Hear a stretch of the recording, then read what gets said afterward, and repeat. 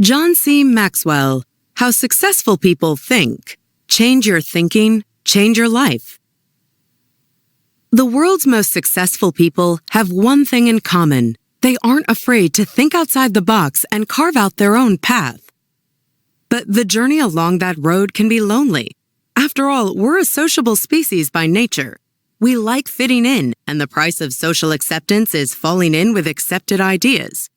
Going against the grain, questioning common notions, and striking out on your own isn't likely to win you many friends. Yet just think where we'd be if everyone had always kept their brilliant ideas to themselves. To claim, as Copernicus did, that the Earth wasn't at the center of the universe must have struck his contemporaries as some form of madness. But he was right, and we're forever in his debt for having stuck to his guns. That goes to show just how important creative thinking and tenacity are when it comes to success. But as John C. Maxwell shows, you don't have to be an Einstein or Galileo to have great ideas. In fact, everyone can learn to think creatively. All it takes is knowing the right techniques and a bit of practice. Blink number 1. Big picture thinkers are constantly learning and know how to empathize with others. General Electric CEO Jack Welch regularly tells his employees that existing relationships with clients are more important than individual sales. Why? Because he knows that when it comes to being successful in the long run, it's sometimes necessary to leave the nitty-gritty behind for a moment and consider the bigger picture. But how can you start cultivating big picture thinking? By making sure you're always learning. Big picture thinkers are always looking for opportunities to learn. They're constantly on the go, visiting new places, meeting new people, and honing new skills. The author has a handy technique that puts him in the right mindset to do that. He starts his day by looking at his schedule and asking himself what learning opportunities are likely to present themselves. Once he's noted down the activities that are most likely to teach him something, he mentally primes himself to be on high alert. That means he's much more likely to be receptive to what's going on around him. So when he once had dinner with National Football League or NFL coach Dave Wannstedt, for instance, he was well prepared. He used the time to ask him all sorts of questions about teamwork and left the restaurant brimming with new insights. That's something you can take up too. Spend a couple of minutes each morning looking over your itinerary and ask yourself what opportunities to learn new things you're likely to encounter. Making an effort to become a big picture thinker is important because it gives you a window into how other people see the world. In other words, it makes you more empathetic. And that's good for your relationships. Whether it's your clients, husband or wife, children or friends, empathizing with those around you will help you understand what they want and need. Seeing the big picture ultimately helps you think beyond your own narrow interests and take those of others into account. Blink number 2. Set and achieve clear targets by thinking realistically and making sure you do your homework. What is reality? Don't worry, this isn't a philosophy lecture. In fact, there's a pretty simple answer. Reality is the difference between your desires and how the world actually is. If you want to succeed in the real world, you have to leave your daydreams behind and start thinking realistically. That means setting targets and drawing up a game plan that'll put you in a position to hit them. Consider a businessman who isn't a realistic thinker. He's positive and full of hope about the company's future. That's a great attitude to have, but there's a problem. He doesn't have a strategy. And without a strategy, his company's likely to fail. In the end, he's a bad leader. Realistic thinking, by contrast, promotes excellent leadership. That's because facing up to the way things really are forces you to clearly define your aims and formulate a plan of action that'll get you there. Realistic thinking also helps simplify things. Stripping away all the unnecessary details and vague hopes and dreams makes you more efficient. But what if you're an optimist rather than a realist by nature? Then you should start by doing your homework. That means getting to know the facts. Say you're a business leader mulling over your next move. Ask yourself what you'd do if your revenue dried up, a customer didn't pay, or the bottom fell out of the market you're in. Spend time researching these scenarios. After all, your realistic thinking won't amount to much if you're basing it on insufficient information. It's important to clear your mind of all preconceptions, prejudices, and secondhand opinions when you're doing this kind of background work. Instead of making assumptions, get to know the facts yourself. Chances are you're not the only person facing this particular situation. Your thinking needs to be solid. It doesn't have to be original. You can learn a lot by looking at what other people have done in similar circumstances. As the author puts it, some of his best thinking was done by others. Blink number 3. Increase your options and make yourself more attractive by embracing creative thinking. Whatever line of work you're in, creativity is pure professional gold. Einstein once said that imagination is more important than knowledge. He was right. Your ideas are far more important than your role in a company or your job title. That said, Einstein was a genius. Creative thinking was second nature to him. That might not apply to everyone, but there are techniques you can use to jumpstart your creativity. The first point to remember is that creativity doesn't just mean having lots of original ideas. You can start thinking creatively by simply considering a greater number of options. That's one hallmark of creatives. They take as many possibilities into account as they can, which in turn gets the creative juices flowing and stimulates the imagination. So if you've got a great idea, ask yourself what changes you could make to improve it. Think of it like a fishing net. The wider you cast it, the more fish you're likely to catch. The reason that's so important is that the best thinkers aren't looking for the only answer. They're looking for the best answer out of many. The added bonus? It'll help you craft a backup plan in case your preferred solution doesn't work out. Creative thinking also makes you and your ideas more attractive to other people. No wonder. Creativity is your intelligence having fun.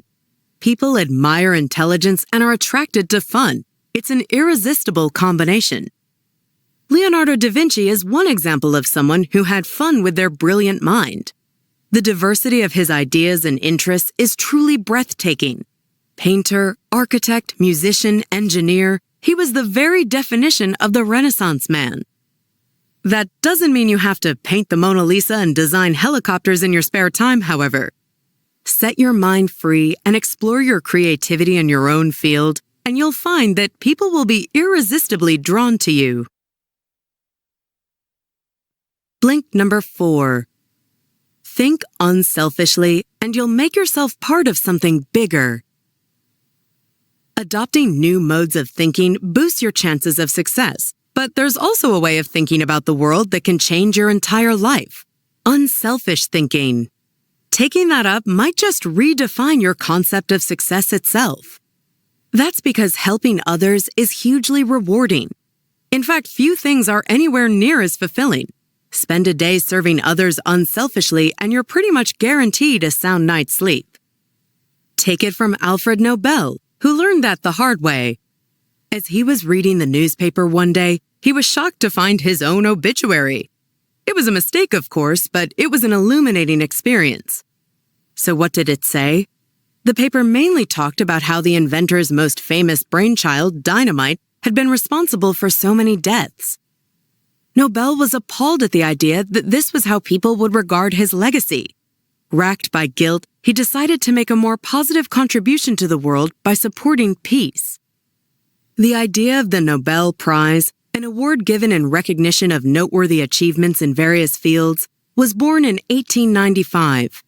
It just goes to show that even if you've pursued selfish ends your whole life, you can always turn things around. But the best thing about unselfish thinking is that it lets you become part of something much bigger than yourself. That's something the pharmaceutical corporation Merck & Company showed in the mid-1980s. The company decided it wanted to achieve more than rack up ever greater profits. After successfully developing a cure for river blindness, a disease afflicting millions in the developing world, the firm decided to give the drug away for free. After all, those who needed it the most were the least able to afford it. It became the cornerstone of the company's credo that people are more important than profits. The lesson here is that it's always better to be part of something fantastic than aiming to be fantastic yourself. Blink number 5. Popular thinking is often wrong-headed. Disregard it if you want to get the best outcomes. It's easy to get caught up in the crowd and thoughtlessly accept other people's ideas about the world. That applies as much to business leaders falling in line with a company's traditions as it does to new parents acting on the old wives' tales their parents told them. Thinking for yourself can be a risky business. Stray too far from the herd and you're unlikely to make many friends. If everybody accepts something as true, then it must be, right? Well, no. Think of the belief that the Earth was the center of the universe. Pretty much everyone thought you'd have to be mad to question that idea. Then along came the astronomer Copernicus in the 16th century and mathematically proved that our solar system revolves around the sun. Conventional wisdom is often downright deadly, too. Before Joseph Lister pioneered antiseptic procedures in the 19th century, surgeons were convinced that there wasn't any point in washing medical instruments. Humans often seek safety in numbers, but history shows that's not the best way of determining what's true. But how do you break your habit of relying on others' assumptions? A good place to start is cultivating the habit of thinking things through for yourself before following others.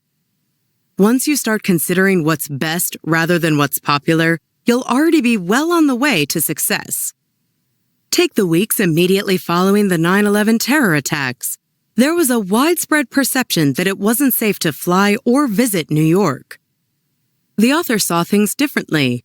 Flights to the city were dirt cheap, security was at an all-time high, and the price of hotels and theater tickets had plummeted because of low demand.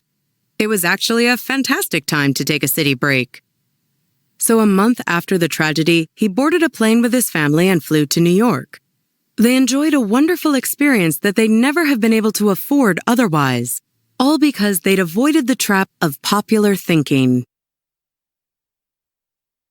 Blink number 6.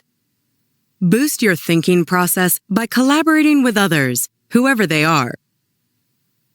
Say you need to pick up a new skill. How would you go about it?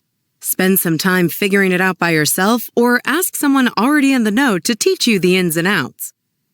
If you're likely to go with the former, it might be time to reconsider. Whether learning a new recipe, putting the finishing touches on that golf swing, or mastering a new piece of software, you've got a much better chance of getting the hang of things if you learn from someone with experience. Collaboration is the mother of innovation. Shared thinking trumps solo thinking every time. That might sound slightly counterintuitive. After all, brilliant thinkers are often depicted as brooding soloists going it alone. But that's not the case. Innovative breakthroughs rarely happen in a vacuum. More often than not, they're the result of people working together. Einstein often said that his achievements were founded in the labors of other men. Or think of the work of brilliant duos like scientists Pierre and Marie Curie, or musical wunderkinds Paul McCartney and John Lennon. When people combine their unique talents and ideas, the results can be incredible. But before you can start working with others, you need to adopt the right mindset. So what's that all about? Well, as the author of How to Become CEO, Jeffrey J. Fox, puts it, you have to be on constant high alert for good ideas, regardless of how likely or unlikely the source is. That means dropping prejudices and really listening to people. The next great idea might come from your taxi driver or your children. The point is that you'll never know unless you're receptive. Just as important is striving to adopt a mentality geared toward collaboration rather than competition. Cooperation happens when your aim is to complete the ideas of others rather than one-up them. So next time you're in a meeting with colleagues, don't focus on selfishly getting ahead. Work toward achieving the team's goals. Thanks for listening to our Blinks to How Successful People Think by John C. Maxwell. The book's main takeaway is that success is all about attitude.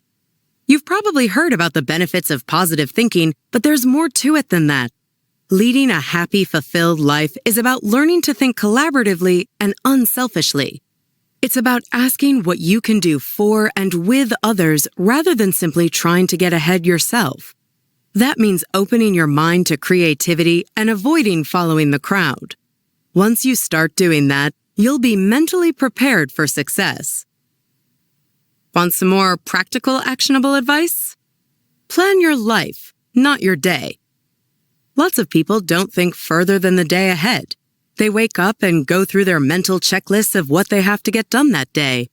What they'll be doing a month or year from now rarely crosses their mind. But long-term planning is vital to success. So take a cue from the author and begin the month by reviewing your calendar. Think about what you want to accomplish over the next 30 days, what projects you want to complete, what your objectives are, and how much time to set aside for family and friends. This perspective will help you find the time you need to get the things that matter most done and make you happier and more successful. Got feedback? Just drop an email to remember@blinkist.com.